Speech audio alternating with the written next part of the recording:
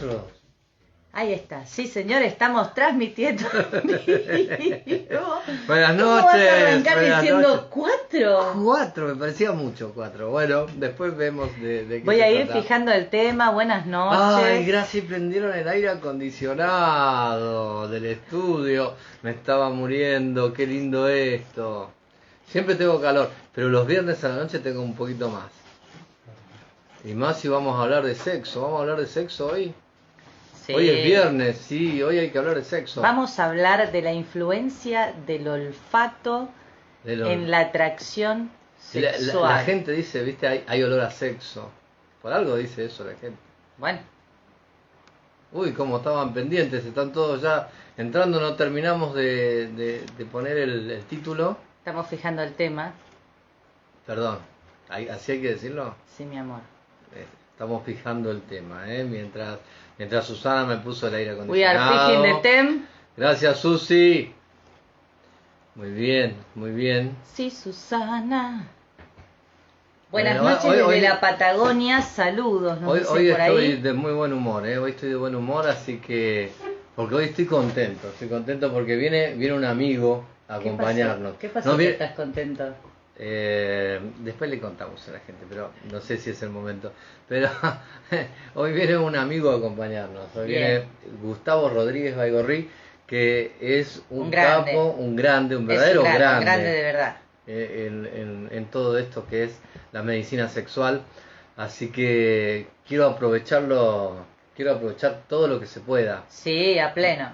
Más allá de que él es un gran estudioso de esto que tiene que ver con el olfato y el sexo. Sí, pero además de ser un estudioso en estos temas, mientras tanto yo lo estoy buscando por acá para que me confirme si se ha conectado. Después que yo digo todo esto no viene, es buenísimo. No, a ver, fuera de todo chiste, Gustavo de verdad es un grande, nosotros lo hemos escuchado disertar. No está a nuestra altura, obviamente. No, nosotros estamos mucho más abajo. Está en otro nivel, Gustavo es un genio. Sí, Gustavo la verdad que es un genio. La idea, yo te cuento un poco, Gustavo es especialista en urología, es psiquiatra, es andrólogo y es especialista en sexología clínica también. Sí. Es el responsable del sector de sexología y medicina sexual del Hospital Enrique Tornú. Del Hospital Tornú, exacto. Y es ex coordinador del capítulo de medicina sexual de la Sociedad Argentina de Urología. Sí, que tantas veces le hemos dicho a la gente que nosotros pertenecíamos a ese capítulo, que la verdad que a nosotros nos da muchísima alegría pertenecer al capítulo de medicina sexual, porque aprendemos muchísimo y aparte hacemos amigos como Gustavo, y eso es lo que nos encanta. Sí, además la verdad, de corazón,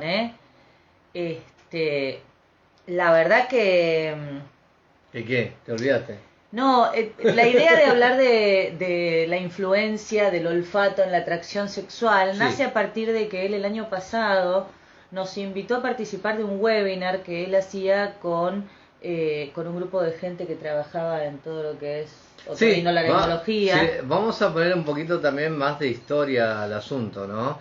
Uno habla de la relación del olfato con el sexo, y esto viene a partir de los estudios en animales, sobre todo. Claro. Está claramente estudiado en animales que existen hormonas que ellos pueden percibir en el aire, cuando están en ese periodo de estro, en ese periodo de celo, y así pueden, atraídos por el olfato, pueden localizar a aquellos animales de la misma especie que son atraídos por estas sustancias que pueden ser detectados a través del olfato. Claro. Eso se puso durante mucho tiempo en tela de juicio en los humanos. Es como que eso para los humanos no era real. Primero porque el humano no tiene celo, no tiene época de celo. Sí, y Gustavo ha hecho una muy linda investigación acerca del tema y la verdad que es más que interesante escucharlo hablar.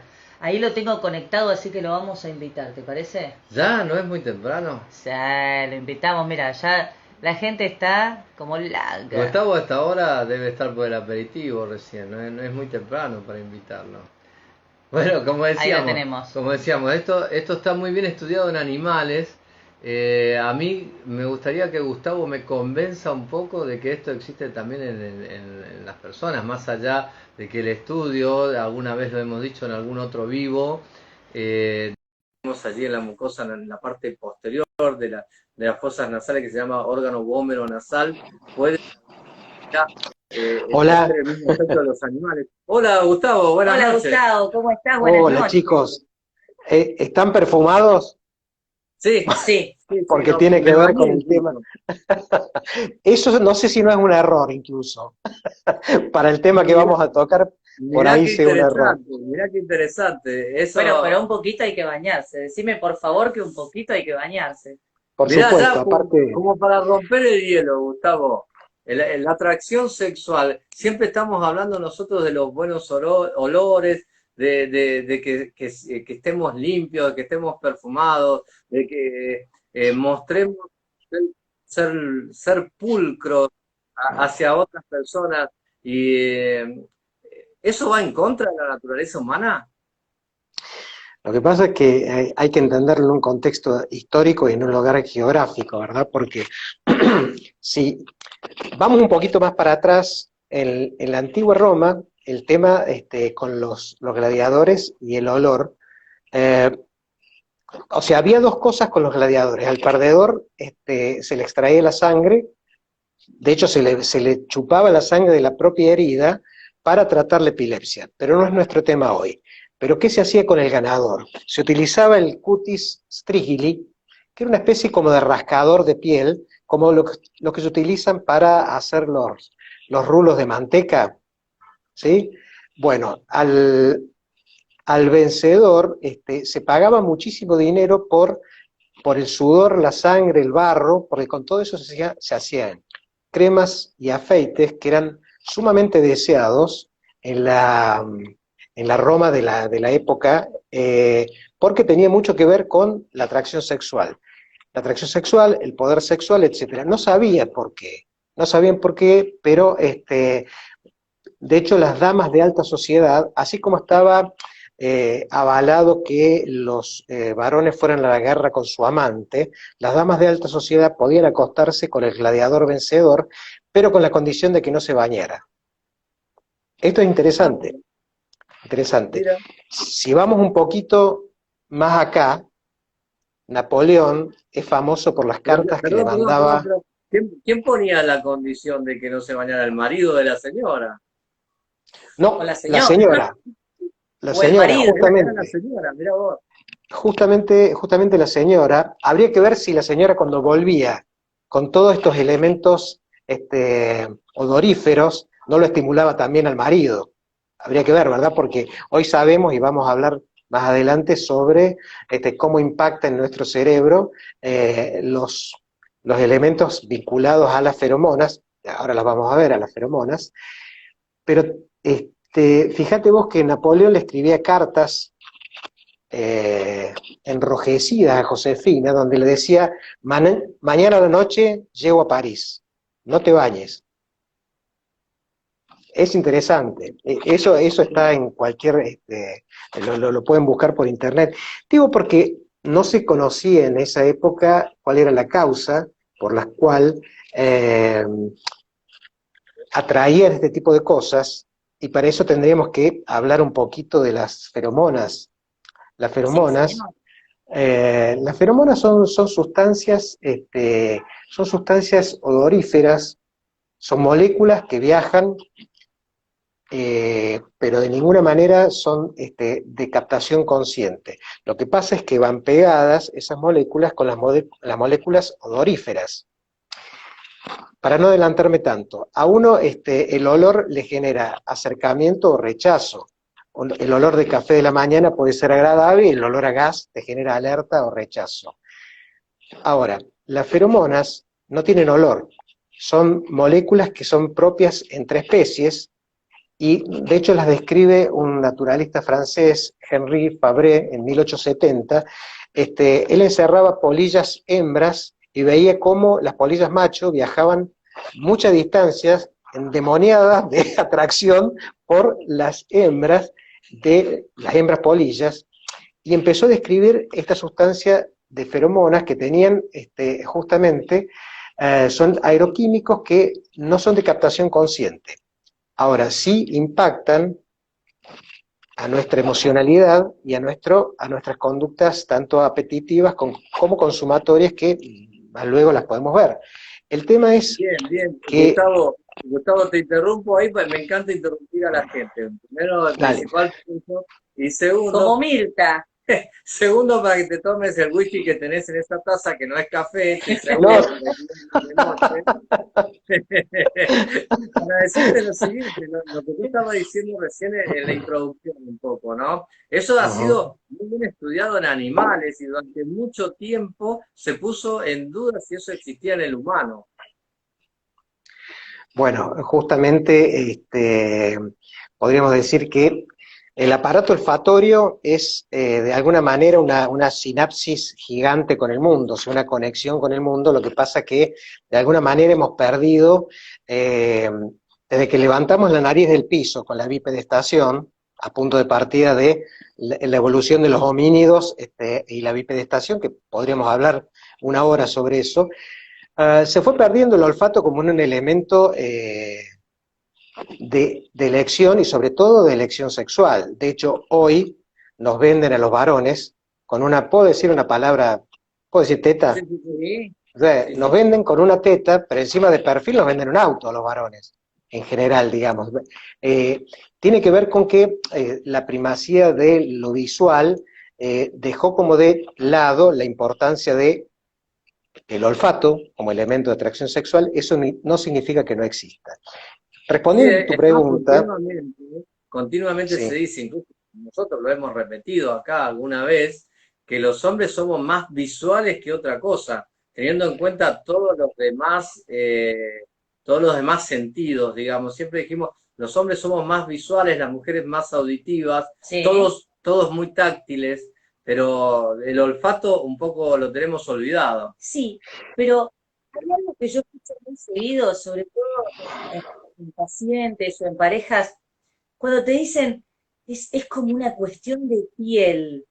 Y la cuestión de Ahí piel, está. no sé si tiene tanto que ver con esta actitud. Tiene que ver con la percepción de las feromonas del otro. Inclusive he escuchado alguna vez qué sé yo, que el olor del sudor del otro hasta le parece agradable en algún Atractivo. punto, cuando quizás a otras personas no. Pasa que las feromonas son moléculas pequeñas y volátiles que provocan conductas, en este caso en el humano. Como vos decías, y no quiero no responder tu pregunta, esto se estudia en especies, los reptiles tienen feromonas, captan las feromonas a punto de partida de sacar la lengua, justamente, con eso captan elementos odoríferos, pero no solo en reptiles, en primates también está demostrado, y más acá se han demostrado en seres humanos feromonas que tienen que ver con, pero primero expliquemos qué son las feromonas. Son compuestos químicos que provocan conductas entre individuos de la misma especie. Provocan una respuesta fisiológica como aumento de la temperatura corporal, taquicardia, acercamiento. Son mutuamente beneficiosas porque tienen que ver con la supervivencia de las especies, favorecen el apareamiento, la defensa de la prole, la lucha, la agresividad. Por eso se empezaron a estudiar en las polillas, pero ya se sabe que existen en diferentes especies, y en los humanos, las feromonas, ¿en qué están? Están justamente en el sudor, en las axilas, en los genitales, en la ingle, en el vello púbico, en la orina y en la menstruación. De hecho, en la menstruación existen las copulinas, que son un tipo de feromonas que aparecen en la mitad del periodo menstrual, y está claramente demostrado que las mujeres son más apetecibles en esa etapa del periodo menstrual. ¿Las olemos? No, pero las percibimos con una parte del cerebro que se llama hipotálamo.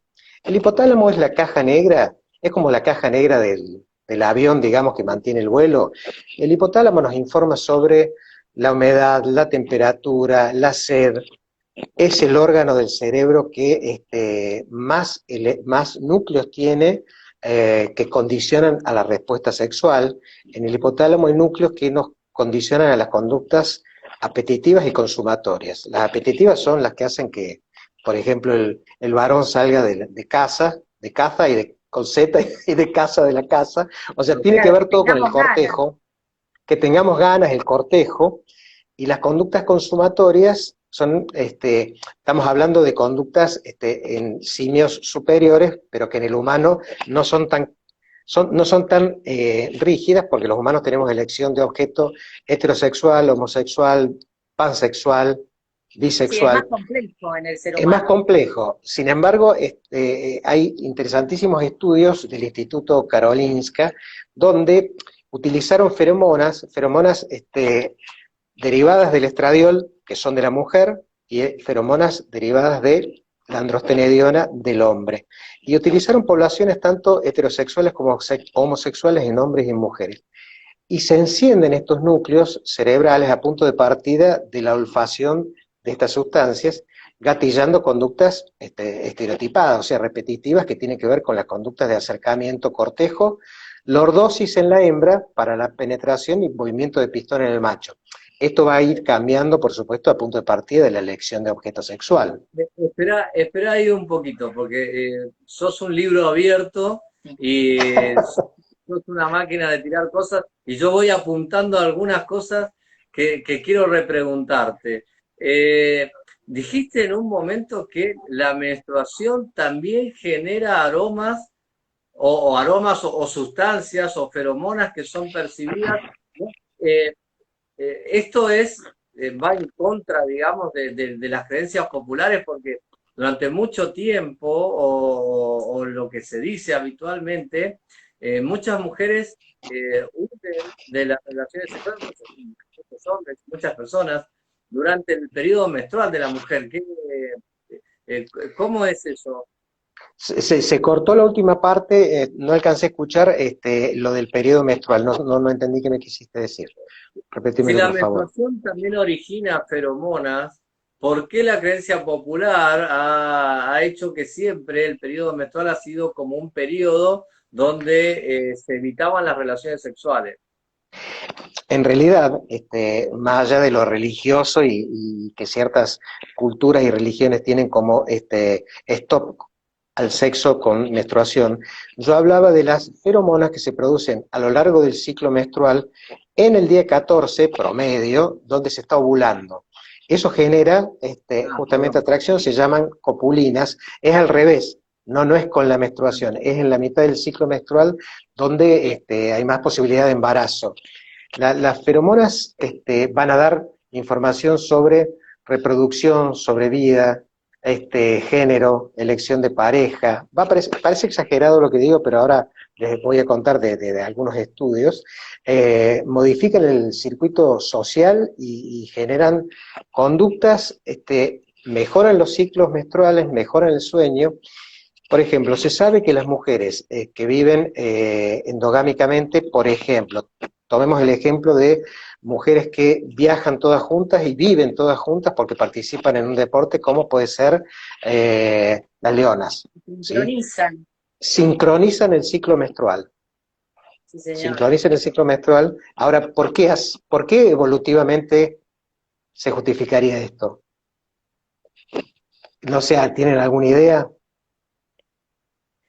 Y tiene que ver Esto con es algún proceso químico, supongo. Tiene que ver con un proceso químico, pero evolutivamente tiene que ver con una pauta evolutiva de perpetuación de la especie. Pensemos, si mujeres, las leonas, tomemos las leonas, viajan, se fueron a Australia, estuvieron 2 meses juntas, durmiendo en la misma habitación, etcétera, y todas regularizaron el ciclo menstrual. Todas menstruaban en la misma fecha. Eso tiene mucho que ver con una pauta evolutiva, porque el macho alfa no puede fecundar a todas las hembras juntas, porque no sería evolutivamente útil, y vos decís, pero si es el macho alfa. Sí, pero el macho alfa tiene un tipo de antígeno de histocompatibilidad o código de inmunología que no sería bueno que todos lo tuvieran. De hecho, la diversidad en este sentido hace que un macho alfa no pudiera fecundar a todas las hembras juntas. Entonces, las hembras que vivían en comodidad, pensemos desde el Australopithecus grácil, el Australopithecus afarensis, como Lucy que se descubrió en Etiopía y demás, bueno, vivir en comunidad. No tendría lógica que el mismo macho fecundara a todas las hembras.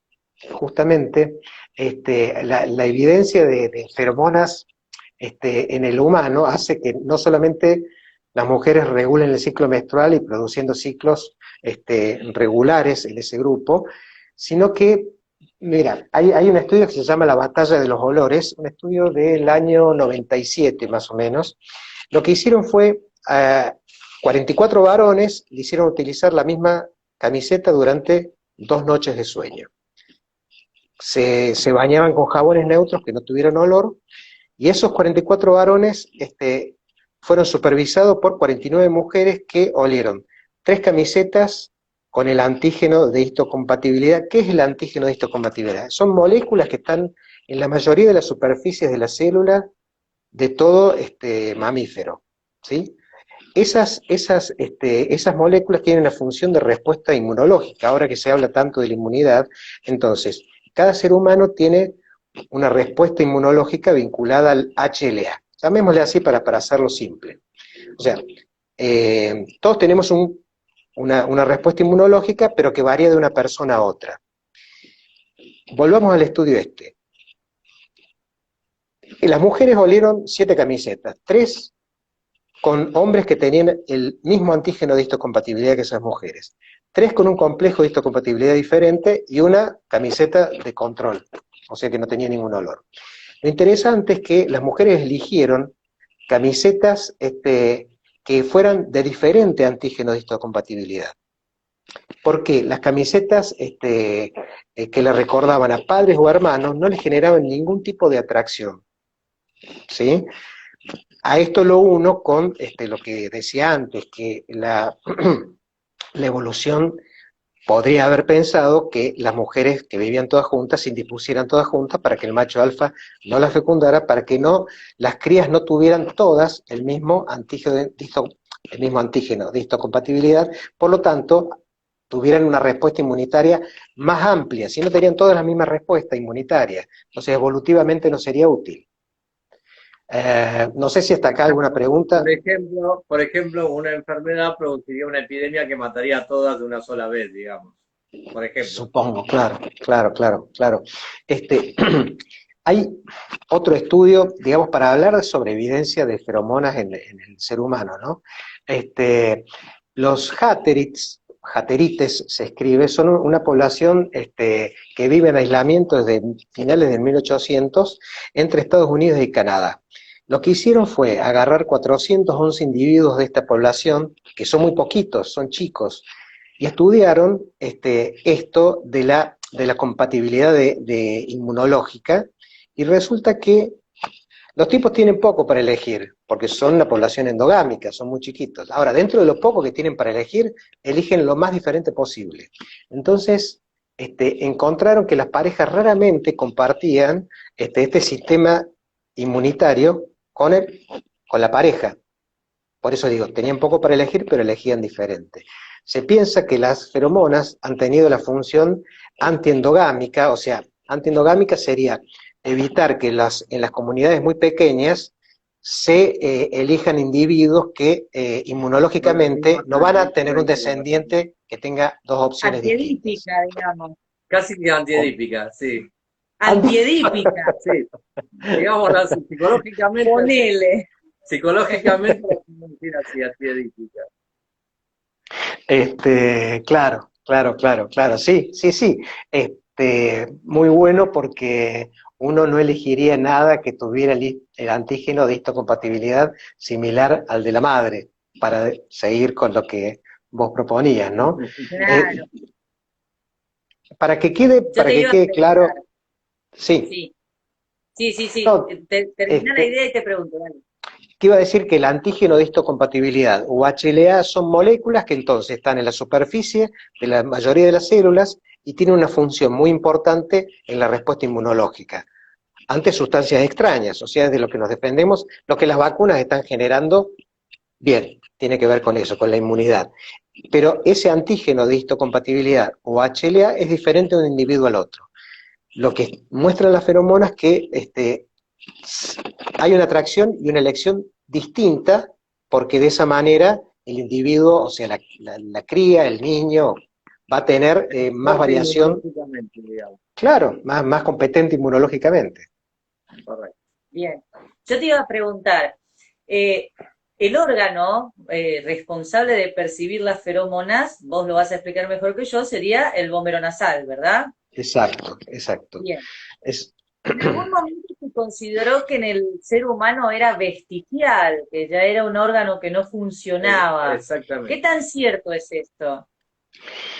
Es este más, órgano, perdón, voy a complementar la pregunta. Es más, se explicaba que esto era vestigial en el hombre, en el ser humano, porque en los animales existía porque ellos tienen estro, porque ellos tienen celo y a partir del celo percibían estas feromonas y que no es el caso de la sexualidad humana. ok, ahora hablo sobre el órgano nasal, pero recordemos esto, cuando viene un olor, si nos vamos a los romanos o o volvemos a Napoleón, o sea, en la molécula odorífera, que es consciente, por ejemplo, el olor a sudor, también viene mezclada la feromona, que es inolora, pero afecta directamente al cerebro, lo cual hace que se modifique la conducta. Y ahí se genera el acercamiento, el rechazo, y esto es independiente de la molécula que vamos a oler. La molécula que olemos, el café con que lo olemos, con el nervio, el nervio olfatorio, con el primer par, el nervio olfatorio que tiene las células desembocan por dentro de la nariz profundamente y es el lugar del sistema nervioso más expuesto porque están las dendritas de las células nerviosas en la punta de la nariz. Perfecto. Con eso olemos olores que son conscientes. Puede ser el olor de un bebé, ¿sí? El olor de un café. Ahora, ese olor a bebé no tiene solamente el olor de ese bebé, tiene las feromonas de ese bebé que van a hacer que la madre lo identifique y lo pueda discriminar. Ahora, el olor consciente se huele con el nervio olfatorio. El olor inconsciente se tramita a través del órgano vómero nasal, que es un pequeño órgano que se pensó por mucho tiempo que era vestigial, lo descubrió Friedrich Rich en 1700, él lo describe como algo vestigial, pero que no tenía ningún fundamento. Bueno, hoy tenemos resonancias magnéticas funcionales que muestran claramente al órgano vómero nasal, que está muy cerca de la punta de la nariz, y es el que capta las feromonas. Entonces ya tenemos distintos elementos. La feromona es el estímulo, que se produce entre especies, que genera conductas que tienen que ver con el cuidado de la prole, con la defensa, la huida, con la atracción sexual, no solo con la atracción sexual, pero acá estamos hablando de olfato y sexo. El tema es que, si dijéramos, el perfume lo vas a oler con el nervio olfatorio. Ahora, las feromonas que están combinadas con ese perfume y que te van a atraer o te van a crear rechazo, se captan por el órgano vómero nasal e impactan directamente al cerebro. Y eso es lo que genera apetencia, acercamiento, rechazo, distancia, es esta cuestión de piel. Lo podríamos complejizar ad infinitum, pero no tiene sentido en este espacio, pero hay receptores claramente identificados en lo profundo del cerebro, como el hipotálamo, que va a hacer que se gatillen estas conductas de acercamiento, de rechazo desde el punto de vista sexual. Entonces, no sabían los romanos por qué utilizaban el cutis strigile, que era para raspar el sudor de los gladiadores, pero sin embargo, evidentemente con ese sudor, y quizá algo de mal olor, también venían mezcladas feromonas del campeón. No sé, hasta acá si Sí, surgen las preguntas. feromonas del más fuerte, en términos darwinianos, Sí, del que sí, sobrevivía. sí, claro, está muy bueno lo que decís, porque en realidad había cosas cognitivas, conductuales de la época que era quedarse con algo del ganador. O sea, ¿cuánto se pagaría por una gota de la camiseta del sudor de Messi con que metió el gol tal. O sea, por ejemplo, no tendría nada de atractivo sexualmente, pero sí tiene un poder vivificante con respecto a yo me apropio de algo que me puede hacer más fuerte. Y eso tiene que ver con los símbolos, los talismanes, etcétera. Ahora, los romanos concretamente lo hacían con el ganador, porque eso los imbuía, digamos, de el espíritu guerrero, etcétera. Ahora, las mujeres se calentaban. Los varones tenían, por ahí lo tomaban como un elemento, pero las mujeres se erotizaban mucho, como te decía, pagaban para tener una noche de sexo siempre y cuando no se bañara. Entonces, uno desde hoy lo podría pensar, no tenía ni idea de lo que eran las feromonas, ni el olfato, ni el órgano vomeronasal, ni el nervus terminalis, que es el nervio que lleva al cerebro directamente a las feromonas, pero sí tenían la respuesta que uno no la tiene conscientemente, pero algo, esto que decimos tiene, es una cuestión de piel, me genera mal olor, tiene mucho que ver con esto. El doctor Osvaldo Massa, con el cual hemos escrito un libro con un capítulo sobre este tema, él daba el ejemplo bueno, en París, por ejemplo, la dama tiraba un pañuelo al piso que se lo sacaba entre los senos y el varón lo olía y se lo entregaba. No sabía por qué, pero estas cosas están presentes en las conductas del humano. Eh, el- hay un libro muy interesante que se llama Odorama. Odorama es de Federico Cuxo, periodista, eh, y habla sobre todo, no tanto con respecto a lo sexual, pero habla de los olores a través de la historia. ¿Cómo debe haber sido el olor de un dinosaurio, por ejemplo? ¿Cómo habrá olido en la Edad Media la gente, que no existía el concepto del baño? Eh, Y el digo, como desodorante. para... Y el No jabón. existían los desodorantes, no existían los desodorantes. Eh, a lo largo de la historia, viste que o sea, líderes religiosos, médicos, chamanes, han ido modelando formas de sexualidad acorde a las necesidades del momento. Hoy no es diferente, a través de lo que se pauta, hasta inclusive políticamente, son desencadenados ciertos procesos, y esto que decíamos, oler mal dejó de ser importante cuando aparecieron las lociones, los afeites y demás que aparecen en Francia, en París, porque debajo de esas pelucas y esas ropas olía muy mal, no existía el concepto del baño. Entonces el perfume era un buen amuleto contra eso. Sí, te aporto dos cositas, tratando un poco, porque nosotros tenemos mucha gente que nos sigue, que, bueno, no tiene que ver con la comunidad médica, ni son psicólogos, ni nada de eso, son gente que aprende o intenta aprender de lo que nosotros les comunicamos todos los viernes, ¿no? Entonces, Ujú. yo calculo que hay dos preguntas que seguro se están haciendo. Una de ellas es, ¿esto es completamente inconsciente, Gustavo, o se puede hacer consciente de alguna manera? Y por lo tanto, la segunda pregunta sería, ¿se puede hacer algo para atraer sexualmente? Viste que eternamente se han vendido lociones, pociones Sí, mágicas que sí, sí, tienen sí, sí. De hecho, actualmente existen perfumes con feromonas y demás, sí. Por lo menos supuestamente, ¿no? No tengo la evidencia científica, pero o sea, si se puede hacer algo para generar más feromonas, no lo sé, pero si lo descubro, lo vendo. Pero sí, lo embotello. lo embotello. Mirá, en algún momento yo he leído alguna vez y lo he escuchado varias veces que la mayoría de los perfumes importados que Ujú. tienen larga duración porque aparentemente utilizan sustancias que extraen de determinadas glándulas de algunos animales y que eso es lo que lo hace tan caro y que Sí, eso se supone que es lo que también hace, no sé hasta qué punto, que no a todo el mundo le quede igual el mismo perfume. Viste que vos después de repente lo lees así y decís, ah, qué rico, te lo pones en la piel y te parece asqueroso.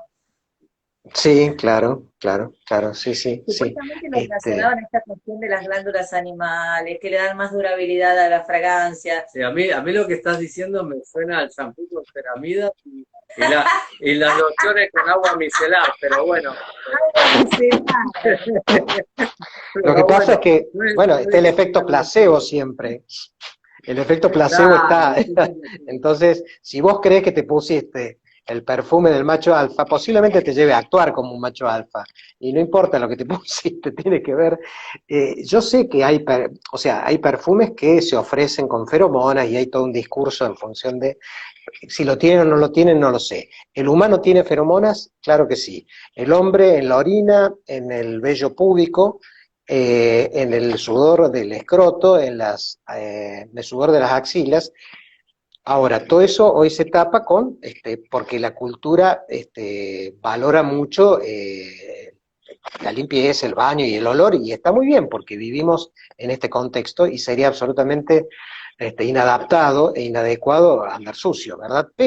Este, pero bueno, las feromonas existen igual, entonces detrás de el lavado, los perfumes y demás, en la molécula odorífera, que es la del perfume, por ejemplo, va vinculada a la feromona, que puede ser eh, disparador para unos y no para otros. Entonces, las feromonas, y esto es importante el concepto, no son de captación consciente, son de captación inconsciente, pero generan respuestas de acercamiento, de rechazo, o sea, las conductas apetitivas o consumatorias de las que hablaba antes. Ahora, pero estas sustancias o estas hormonas eh, pueden ser sintetizadas de tal manera de meterlas en un frasquito de perfume. Yo, son feromonas, no son hormonas, son feromonas, son moléculas inodoras producidas entre especies. Ok, si pueden ser sintetizadas para meter en un perfume, no lo sé porque ya es propio de la industria y por eso decía, quizá ocurra, quizá no, pero con el efecto placebo alcanza para que sean vendidas. Pero los humanos sí tienen feromonas, las mujeres en la orina, en el vello púbico, en las secreciones vaginales, y como les decía, en las secreciones vaginales de la mitad del ciclo sexual tienen las copulinas, que son muy atractivas para el varón. O sea, una población puesta ante mujeres que están ovulando va a generar más atracción que mujeres que están menstruando. No saben por qué. Pero Porque tiene una función francamente reproductiva, ¿no? En este caso. evolutivamente sí. Ahora, el día de hoy, muchas mujeres eligen depilar su vello púbico, casi de manera completa y hasta inclusive en la depilación definitiva. ¿Esto de alguna manera influiría en la cuestión de las feromonas? Sí, sin lugar a dudas que sí, y está bueno lo que decís porque en este momento histórico, en este lugar geográfico, la pauta es el varón incluso, ya no, nadie se muestra con la camisa abierta llena de pelo en el pecho, entonces porque quedaría absolutamente inadaptado para este momento histórico. Entonces, seguramente disminuye la cantidad de feromonas porque si se considera que el vello púbico tiene muchas de esas feromonas, si bueno, si se saca el vello púbico, habría menos feromonas, pero no desaparecen. La orina, el fluido, el sudor va a seguir estando. Aunque haya moléculas odoríferas agradables, las feromonas lo mismo se filtran como quien va digamos, vinculada cerradura y llave, ¿verdad? La molécula de la feromona con la molécula odorífera.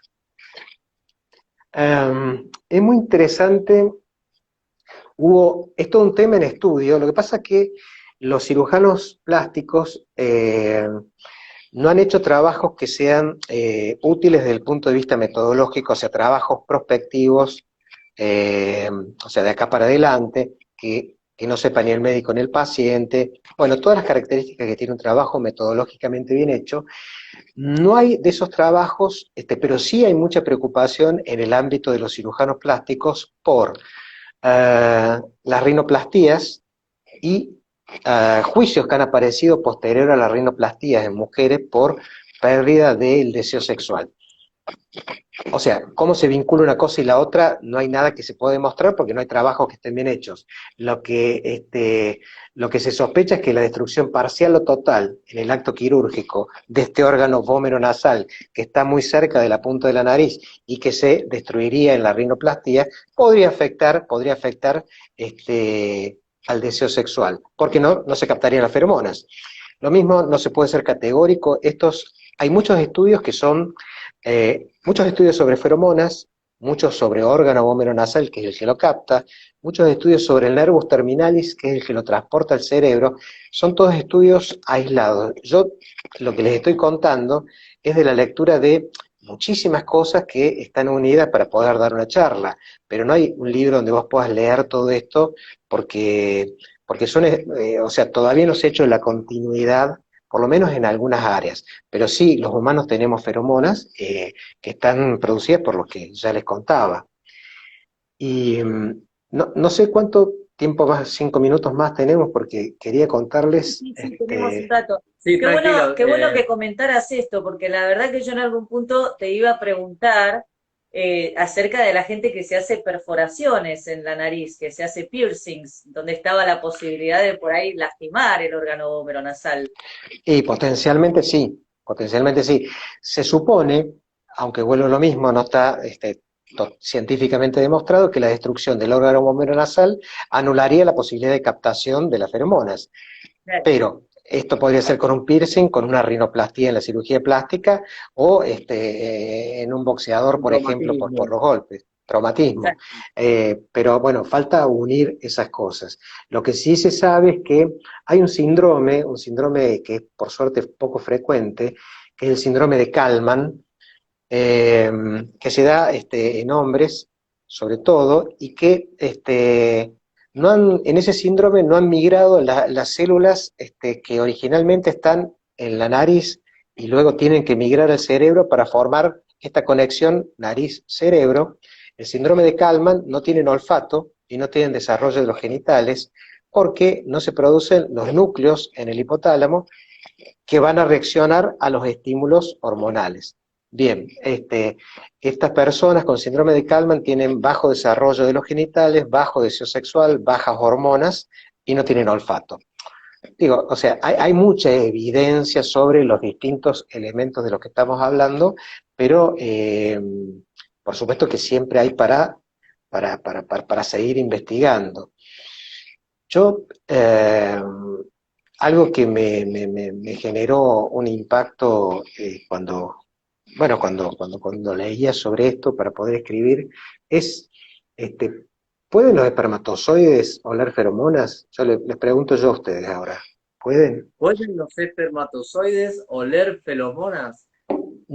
Sí, está la voz, Bien, bien. Vamos a aprovechar mientras pensamos, vamos a hacer lo que queremos hacer habitualmente. Nos vamos a presentar al público porque hay mucho público, el público se renueva, que aún no nos conoce y que no lo conoce a Gustavo. Vamos a comentarlo más allá de que la gente está poniendo todo cosas increíbles. Sí, sobre todo claro, era obvio que esto iba a pasar. Que era lo que iba a pasar. Bueno, estamos con Florencia Muchico, licenciada en psicología, sexóloga. Y yo soy Alejandro Urresti, soy urólogo y tengo preparación en medicina sexual y soy educador sexual y hacemos Sex Med Sex y no me sale nunca. ¿Salió? No me sale nunca, siempre sale así.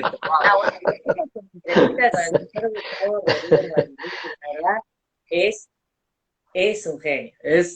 Lo está diciendo todo el mundo, pero él es un genio. Si hay alguien que es un genio con la medicina sexual, no esquivemos la pregunta. ¿Los espermatozoides pueden oler las feromonas? Yo no sabía que podían oler. Vamos a empezar por ahí. Bueno, es una pregunta con trampa. Pero... Antes se pensaba que pueden percibir. Se pensaba en algún momento que los espermatozoides eran pequeños homúnculos, o sea, ya tenían toda la información genética de la futura persona como pequeños hombrecitos que el hombre depositaba simplemente en la mujer para que creciera. Sí. En algún momento se pensó la semillita. La semillita que ya tenía todavía, después se descubrió el óvulo y todo lo demás, ¿no? Pero de ahí a que puedan oler o que tengan órgano vómero nasal que puedan percibir las feromonas. Me parece como, claro, de todas maneras, de alguna manera, supongo que lo que estás preguntando es tratar de explicar de alguna manera cómo los espermatozoides de alguna manera se guían para llegar al óvulo, por ejemplo, en el momento de la fecundación. No y sí, no y sí, no y sí, pero está bueno esto porque la charla es sobre olfato y conducta sexual humana o qué genera atracción y demás, y hablamos de los perfumes, los no perfumes, los afeites, el bello, el no bello. Tendrán un imán, dicen por acá. Brillante el invitado. Bueno, muchas un gracias, genio, muchas gracias. un gran profesional. Es impresionante. Si empiezan con el currículum de Gustavo, nos vamos a dormir. Laura Enríquez, otra genia que buenísimo. Hola Laura, hola Laura. Incluso me bañé y estoy vestido de la cintura para abajo, para ombligo, lo cual es poco frecuente en esta etapa no del sabíamos mundo. ese detalle. Yo de la cintura para abajo no te voy a decir nada, pero me puse perfume y me bañé también,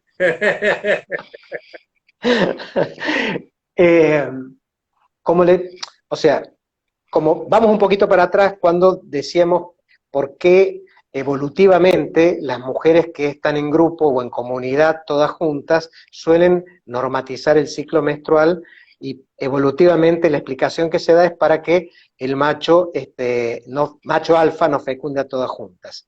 Desde un punto de vista evolutivo también se piensa que la pasión, acá metemos feromonas, metemos tetas, metemos todo lo que atrae. Bueno, la pasión con todo a full dura alrededor de 3 años a 5, en el mejor de los casos, con todas las endorfinas que generan la atracción sexual, etc.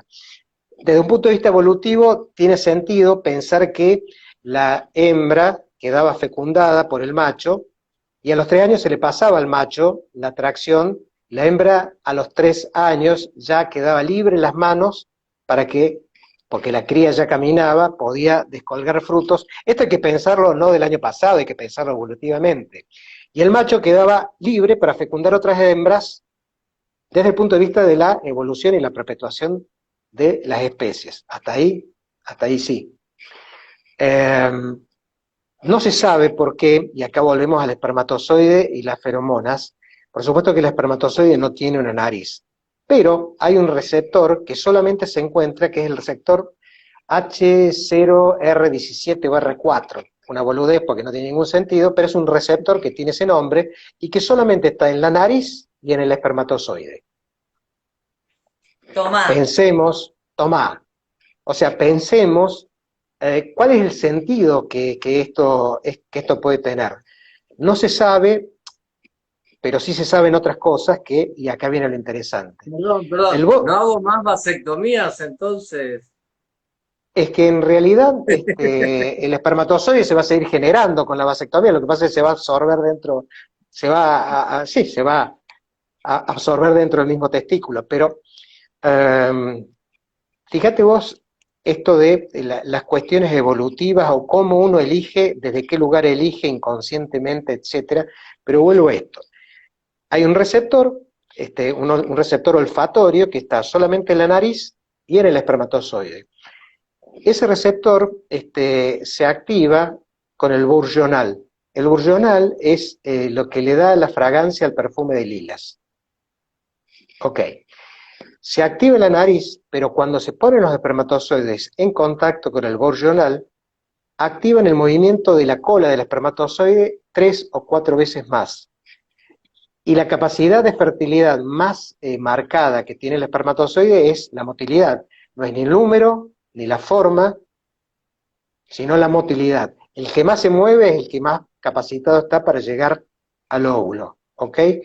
Entonces, si uno dijera, bueno, empíricamente, uno podría decir, bueno, ¿no nos pondrá más fértil cierto tipo de mujer que activa nuestro receptor olfatorio y a la vez nos pone más fértiles porque hace que nuestro espermatozoide se mueva más rápido, más fuerte? tiene lógica. De hecho, se lo pensó al Bourgeonal como un potencial terapéutico para el target de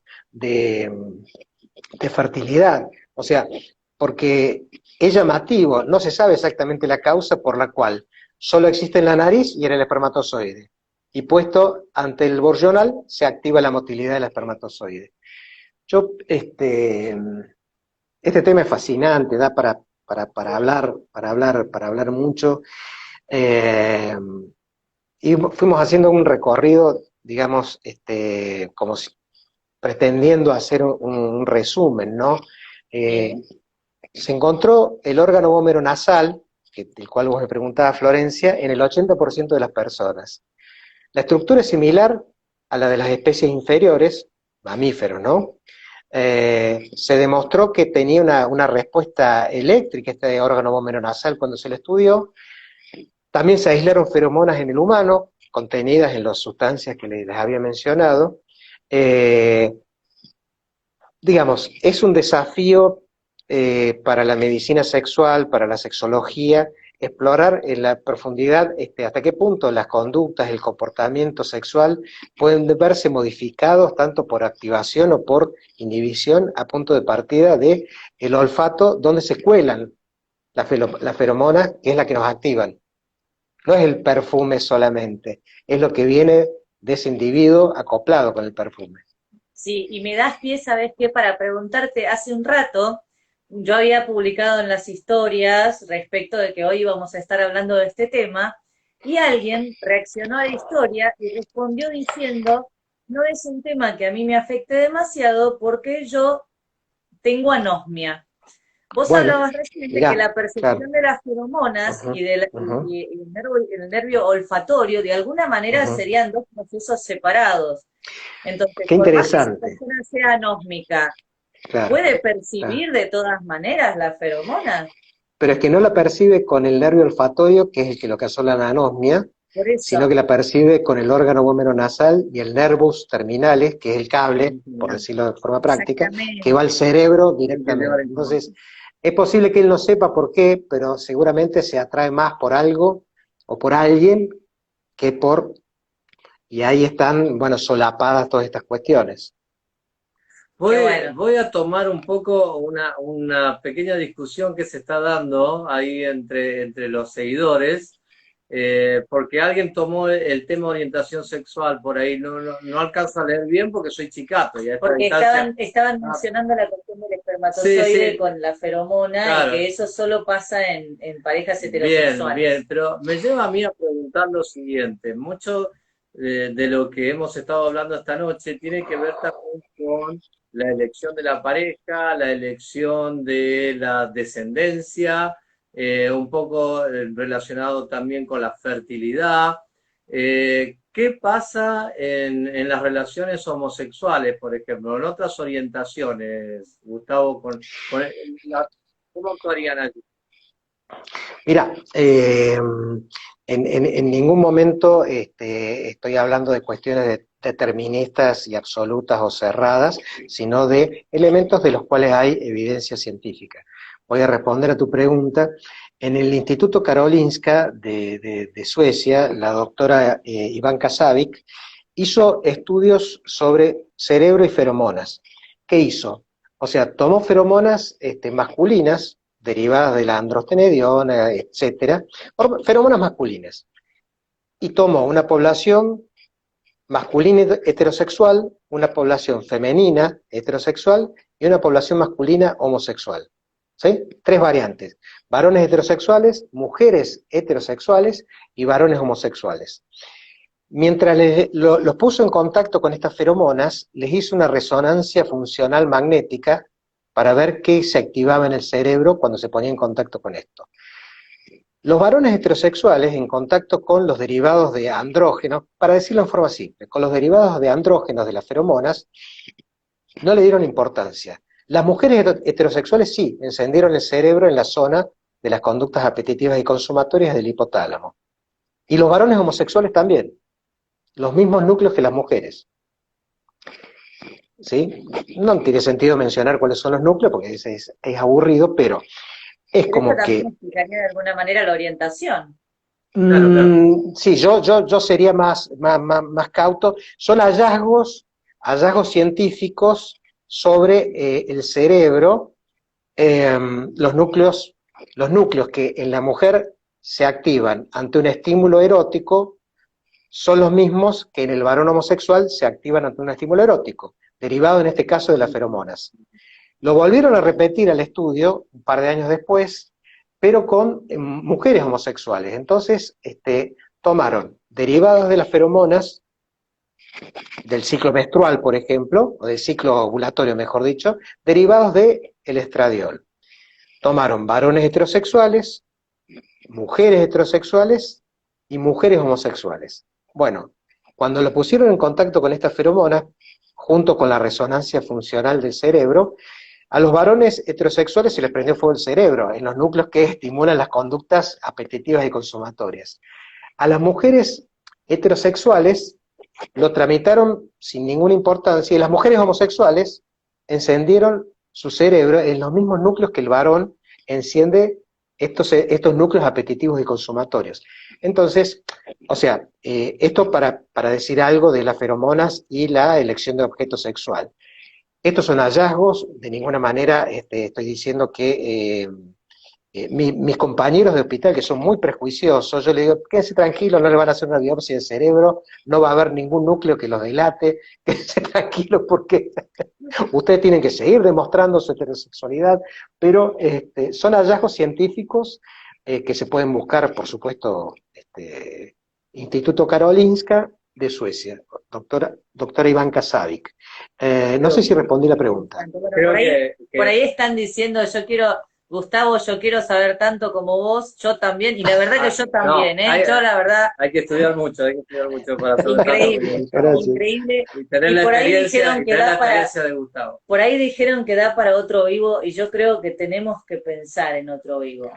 No, pero aparte, Gustavo, bueno, es un tipo polifacético, porque encima él así como te habla de esto, te habla de Freud, o te habla Sí. de la eyaculación, o te Yo habla... he tenido con él una charla muy interesante sobre marketing. No, o de Pero marketing. secreto O te profesional. habla de marketing, tal cual, tal cual.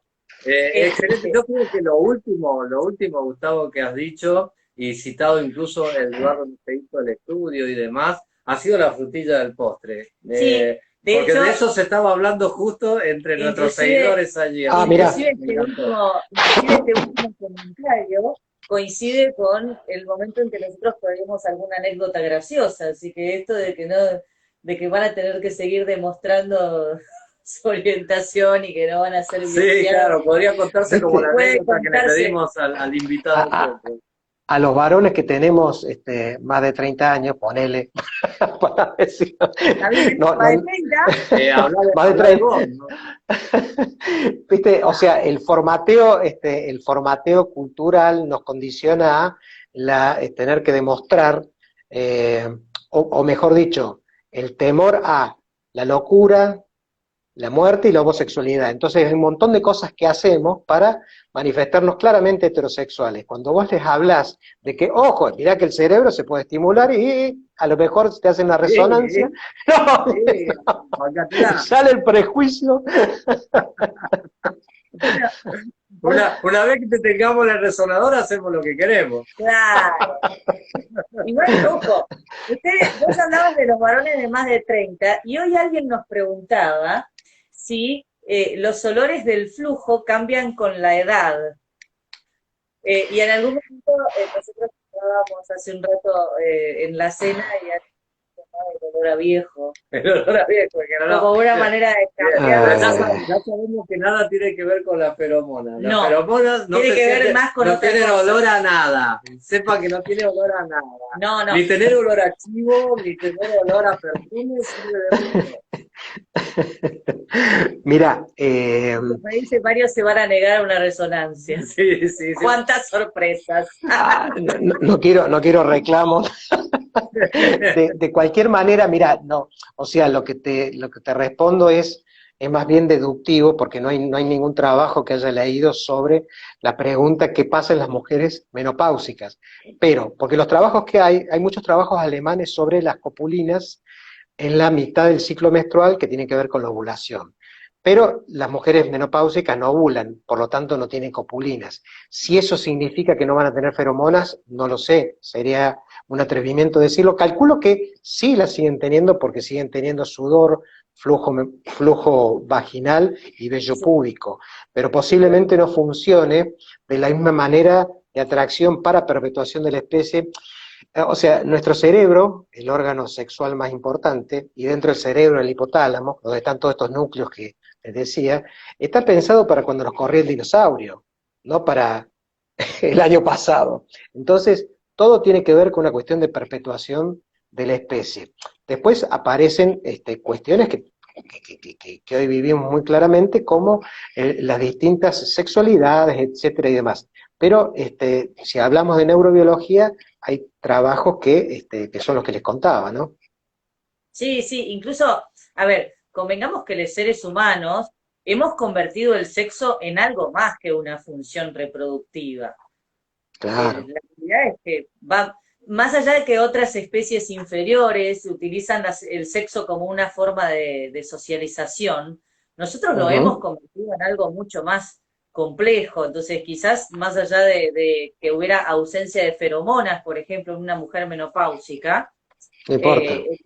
el órgano sexual más importante es la mente, es el Este, ratoneo. pero seguramente hay vedettes que ya están menopáusicas y que sin embargo siguen generando mucha atracción sexual. Posiblemente, Pero así cualquiera, pasando por el plástico y haciéndose chapa y bueno, pintura todos los años.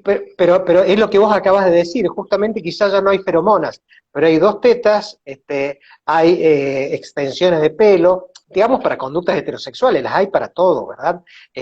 Pero hay cosas que suplantan claramente a al olfato. No significa, no lo tenemos en cuenta, no elegimos, por lo menos no conscientemente desde el olfato, no elegimos desde la vista, como decía al principio, nos venden cualquier cosa con una teta de perfil, y de hecho los varones que somos claramente visuales, hace 100 años atrás nos calentábamos con un tobillo porque era lo que se veía.